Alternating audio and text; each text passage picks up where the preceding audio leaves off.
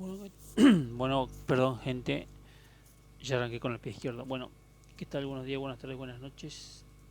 En esta nueva, como dice la intro, en esta nueva entrega de tutoriales en línea, vamos a leer un comentario.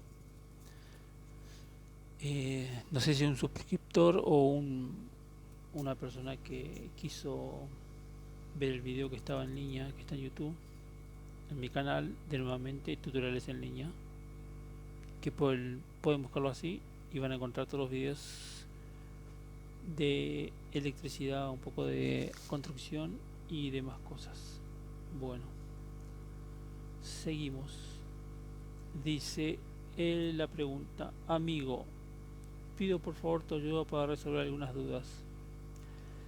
Si la protección para fugas a tierra en un diferencial es siempre la misma, 30 mA, ¿no es mejor comprarlo del máximo amperaje posible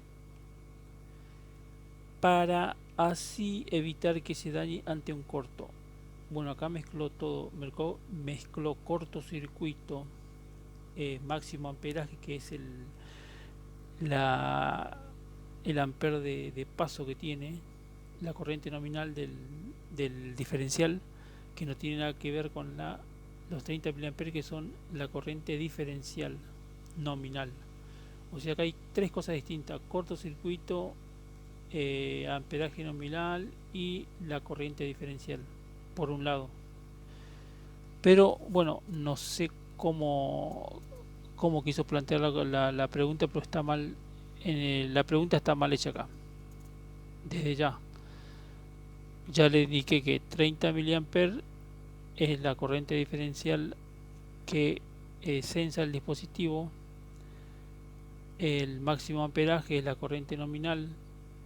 Esa se compra siempre mayor a la termomagnética general, porque o si no se destruye el dispositivo, el interruptor diferencial. Y la última de cortocircuito, que tampoco tiene que ver con la con el interruptor diferencial, sino que esto habla, el cortocircuito está hablando de una termomagnética, uno protege por fuga y el otro por cortocircuito. Después dice: también quisiera saber, ya que la empresa que provee la energía coloca una termomagnética junto al medidor. Esa es una termomagnética unipolar que pone la empresa. Está bien. Ya estaría protegido el diferencial ante un cortocircuito aguas arriba, sin necesidad de poner una llave general junto al diferencial. Bueno, el reglamento AEA dice que nuestro, nuestra obligación es colocar en el tablero principal una termomagnética aguas arriba para proteger el diferencial. Eh, no dice del que dice Automatic, que es la unipolar. Seguramente porque es unipolar, como está prohibido el unipolar, debe ser que no la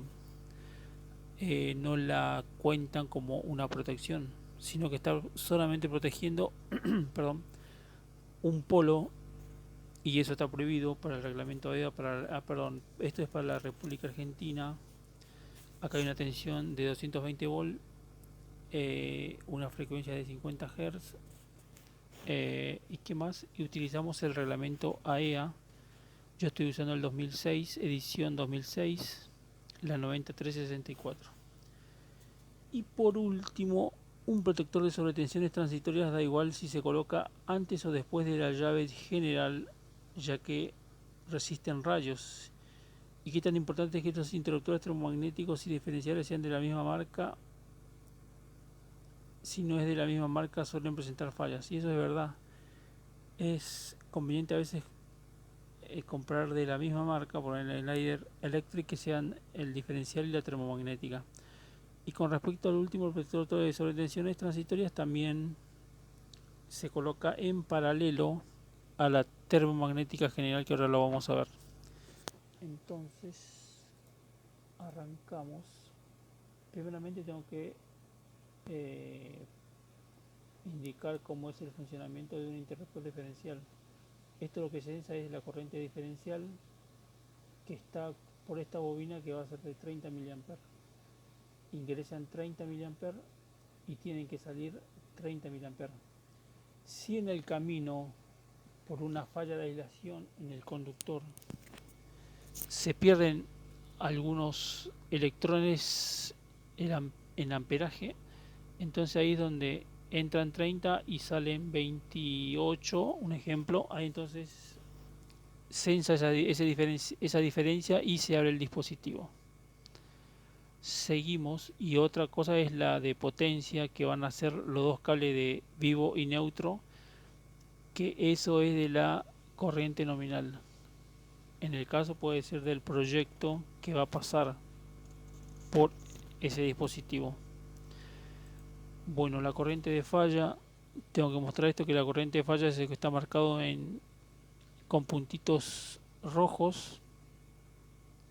Fíjense que este cuadradito de acá viene a ser como una ladera, no sé, un aparato, puede ser un motor, una ladera, qué sé yo, un lavarropa, generalmente donde generan descarga en el ser humano. Acá lo que les estoy mostrando es que la corriente de falla, como estaba diciendo, es de 30 mA. Cuando hay una corriente diferencial distinta a la entrada y a la salida, es donde se dispara. Y acá les tengo que mostrar la tensión presunta de contacto, que está en azul, el hombrecito este, en el cual la jabalina, que es del cable de puesta a tierra, me tiene que dar una medición de 40 ohmios como máximo. ¿Por qué estoy explicando esto? Porque la corriente diferencial, que va a estar limitada por el diferencial, por la resistencia A, que es de la jabalina, tiene que ser menor o igual a 12 volts. Entonces la corriente diferencial es de 0,03 amperes por ohmios. Por los ohmios me va a dar que yo voy a tener una tensión de contacto de 1.2 voltios. Eso quiere decir que 1.2 volt va a ser una tensión que no va a generar ningún daño a la persona. Esto lo tengo que aclarar porque estamos hablando de la corriente diferencial de un interruptor diferencial. Seguimos. La tabla de contacto de tensión de la tensión presunta de contacto del reglamento AEA. Fíjense que en la columna 1 está para los 50 voltios para ambientes húmedos y 24 para ambientes mojados, y faltaría otro que es de 12 para ambientes sumergidos en agua. Y esta acá, la columna, es el valor permitido de la jabalina. Fíjense que si yo tengo un diferencial de 30 mA instantáneo, yo puedo tener la jabalina hasta 1666 ohmios y me va a dar una tensión de 50, que a pesar de estos dos valores que está prohibido en Argentina, voy a cumplir con esas tensiones de seguridad. Entonces la tensión contacto presunta que va a tener la persona cuando tenga una ladera, si pierde la aislación, va a ser de 0,03 amperes por 1666 ohmios. Voy a tener una tensión de 50 voltios en ambientes húmedos.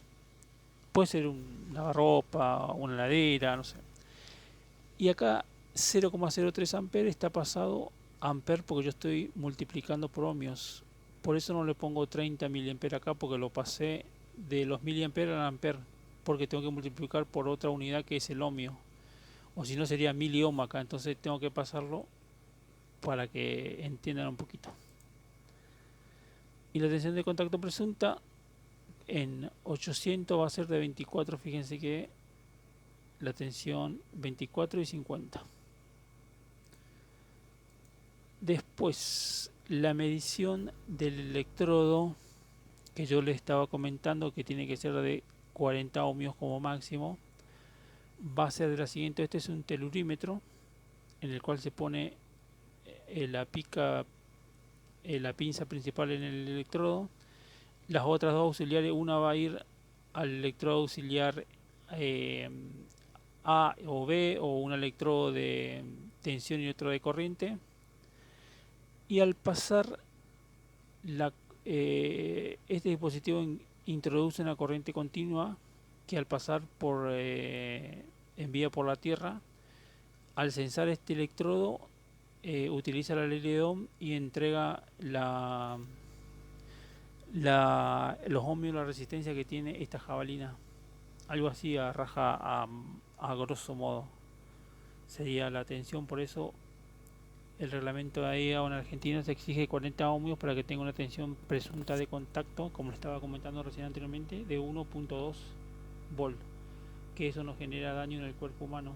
Por eso se requiere esta jabalina y el cable de puesta a tierra, que esto viene asociado a la pregunta que hace de el, perdón, la protección por descargas transitorias, que son los rayos, que tiene que estar asociado el cable a esta jabalina. ¿Por qué? Bueno, más adelante le voy a comentar por qué. Y también esta jabalina está asociada al diferencial, que antes que a mí me haga yo una descarga se tiene que activar. Por eso es importante la jabalina que trabaja con el diferencial.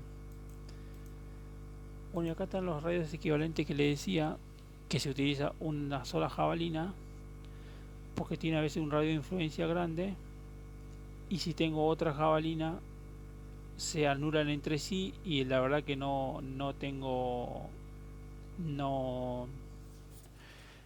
puse la jabalina al PP. Por eso se utiliza una jabalina y se pone lo que es la descarga tierra de la casa y la descarga tierra de del pararrayos.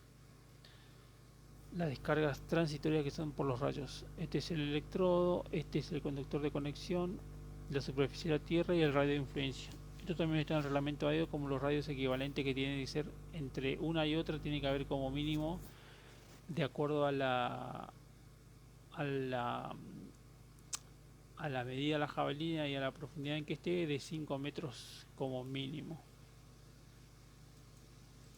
Bueno, seguimos. Entonces, ¿qué protege el diferencial? El diferencial protege a las personas y a los animales. El interruptor diferencial, para que más o menos se entienda lo que por la pregunta. Y lo segundo, ¿qué protege la termomagnética? Me va a proteger los cables por cortocircuito o por sobrecarga. Entonces, fíjense la diferencia entre los dos. Esto protege la vida humana y los animales de cría, y esto los cortocircuitos. Por eso la confusión que él hacía en la pregunta. Hablaba de corriente diferencial, me hablaba de cortocircuito, me hablaba de amperaje máximo, que es la tensión de paso. Por eso ahora más adelante le voy a explicar cómo es el tema. Y acá tenemos, este es un interruptor diferencial que yo le saqué una captura de pantalla para mostrar que la tensión máxima de 230 volt, y esta tipo una flechita para arriba y para abajo es de la tensión de corriente alterna. Short Circuit Protective Device FUS 63, pero esto me está diciendo que yo tengo que proteger aguas arriba con un dispositivo de 63 amperes como máximo. La corriente diferencial nominal es de 30 mA. La corriente de ruptura es muy bajo, 500 amperes nomás tiene. Y la intensidad, y la intensidad de cortocircuito que tiene que tener el dispositivo para proteger aguas arriba es de 6000 amperes. Fíjense que la capacidad de ruptura es 500, y esto es para el dispositivo que tengo que poner tiene que ser como mínimo de 6000 amperes. Ahí está marcando la capacidad de ruptura, que es muy bajo en el reglamento AEA. También dice la capacidad de ruptura, que son muy bajo de estos diferenciales. Por eso el fabricante dice que tiene que proteger el agua hacia arriba con un interruptor termomagnético por cortocircuito. Bueno, seguimos. Acá tengo un Schneider. Acá 40 amperes es la corriente nominal que él me decía como máximo. Es de 40 amperes, que esta es la de potencia que pasa al neutro y el vivo, que nada tiene que ver con los 30 miliamperes. A ver si lo veo acá. Estos 40 es la corriente nominal y estos 30 miliamperes es la corriente diferencial que va a censar el dispositivo por la bobina que tiene acá adentro. Como yo le estaba mostrando, que si entran 30 miliamperes tiene que salir 30 miliamperes. Y acá es el tipo, que es corriente alterna y pulsante.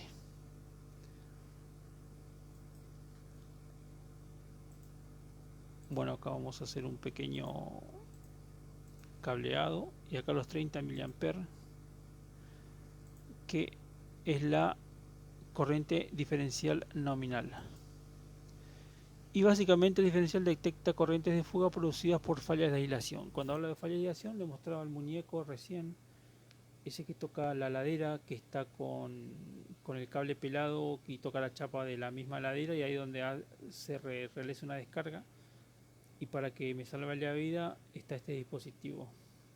Y para los animales de cría, que nada tiene que ver con la pregunta que me hacía de cortocircuito y de corriente máximo amperaje. Eso no tiene nada que ver. Está mal, o no sabe, o no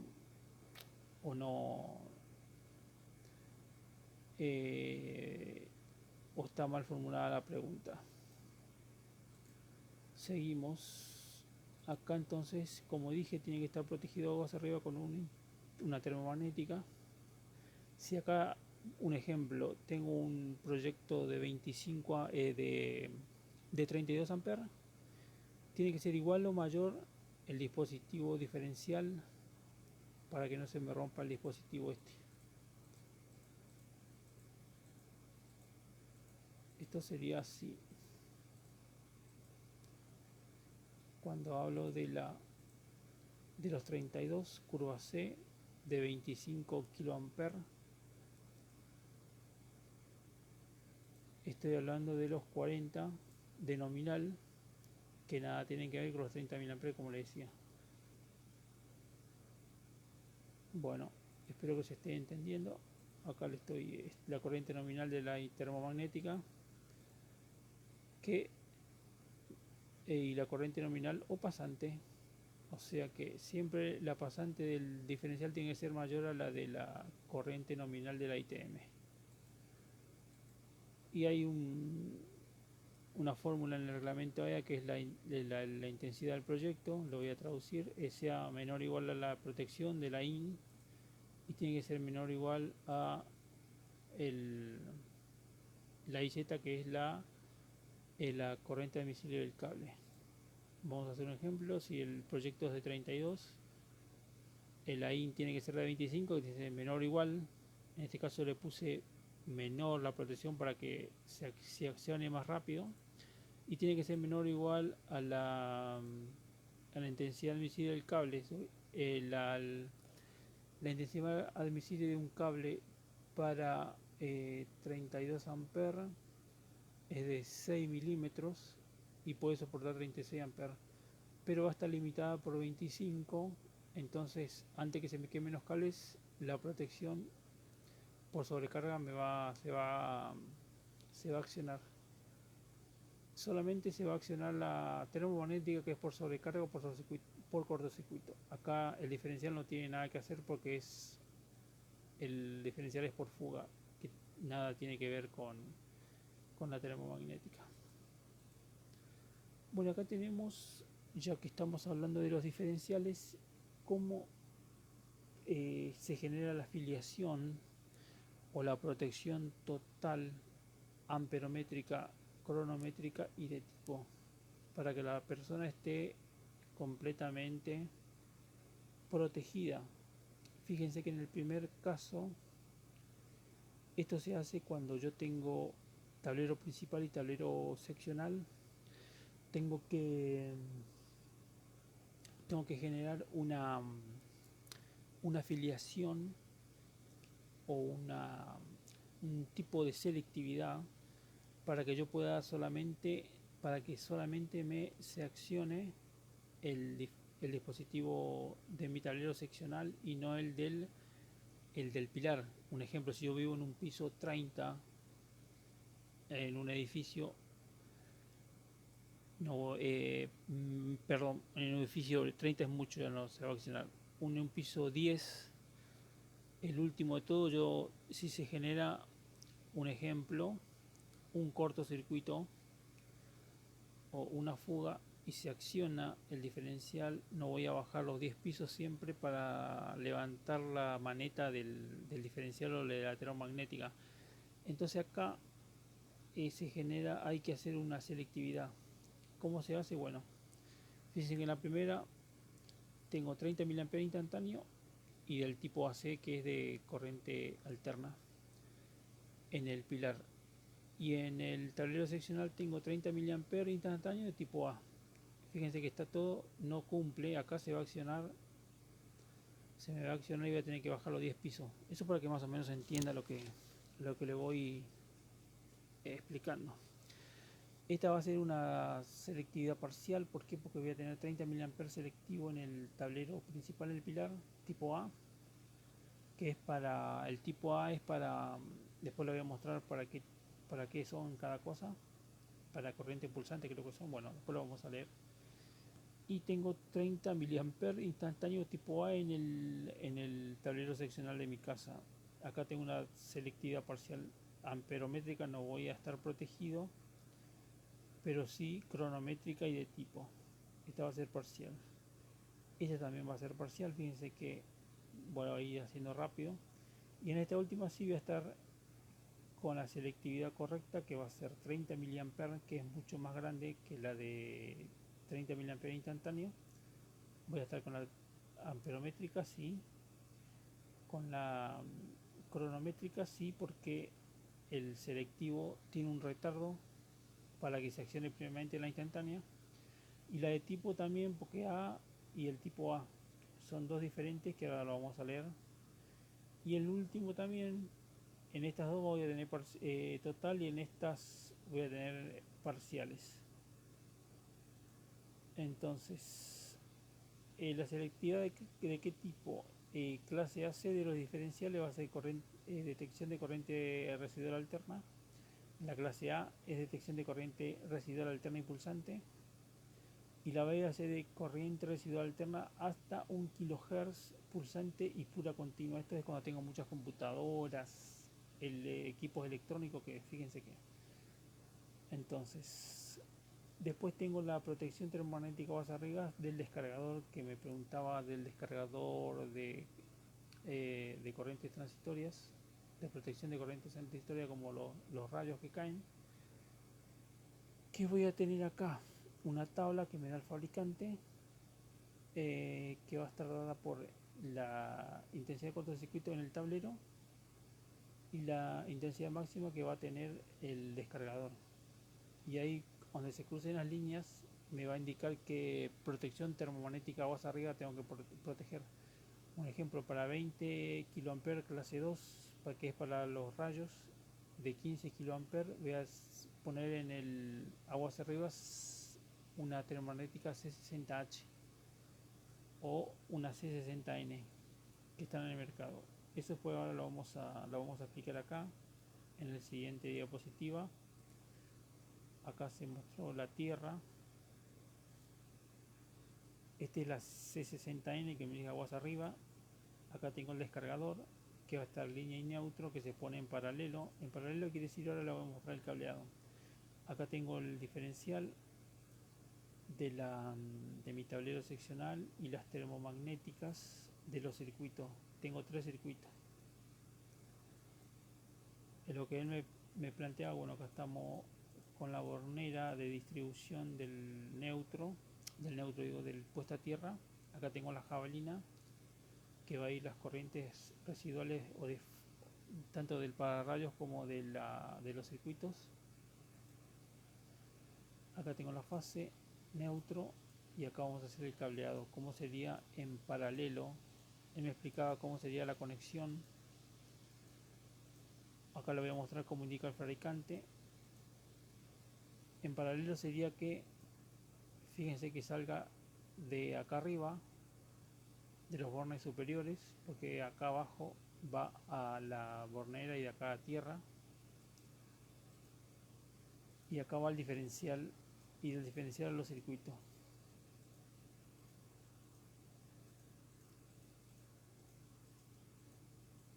Acá vamos a ver el cableado de los circuitos. La duda de él era por qué, si está en paralelo,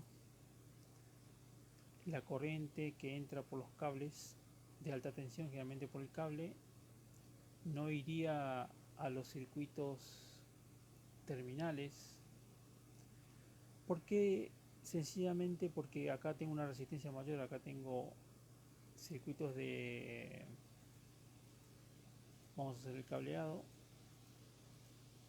Acá tengo circuitos de iluminación, tengo mucha resistencia, acá tengo circuitos de tomas corriente, y la corriente del pararrayo no elegiría este camino porque tiene mucha oposición, sino que elegiría la más fácil, que va a ser esta, que ingrese por acá, vaya a la jabalina y de ahí a tierra.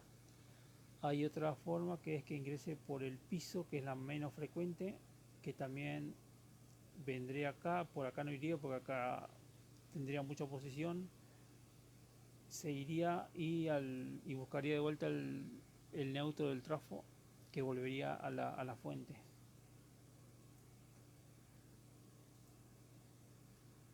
Bueno, y eso sería todo. Espero que se haya entendido esta explicación, y bueno, desde ya muchas gracias y hasta luego.